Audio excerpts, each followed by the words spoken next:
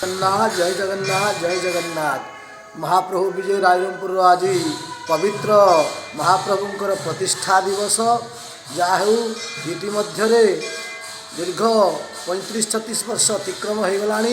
आज महाप्रभु उन्नति स्थिति पदार्पण होते आम जगन्नाथ महाप्रभु विजय प्रतिष्ठा होता मंदिर से आज आमर यज्ञ पूजा चली प्रतिष्ठा दिवस भीत यज्ञ चली महाप्रभुंकर सकाल धूप तापर नीति अवकाश आदि समापन पर बालभोग लगी यज्ञ कार्य आरंभ सूर्य पूजा गो पूजा रस होम इत्यादि पूजा पर वैष्णवाग्नि संस्कार यज्ञ कार्य समापन होता एवं भक्त मान प्रसाद वितरण कराइला।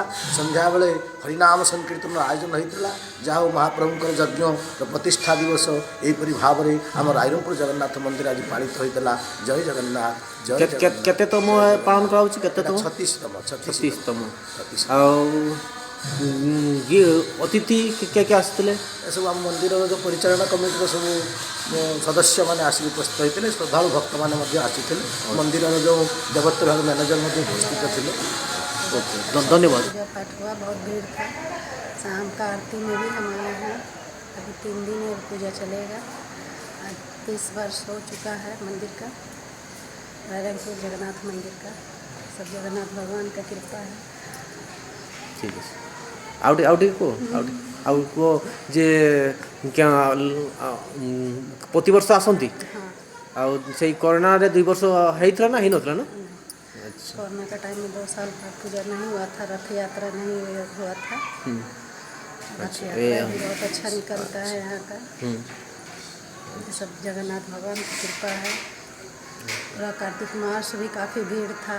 मैंने मंदिर में हर रोज भीड़ रहता ही है। और अभी तो विशेष पूजा चल रहा है। विशेष पूजा माने केते आस्ते पूजा करते सकाळ आस्ते पूजा करते आस्ते। नमस्कार मु सत्यव्रत मंडल।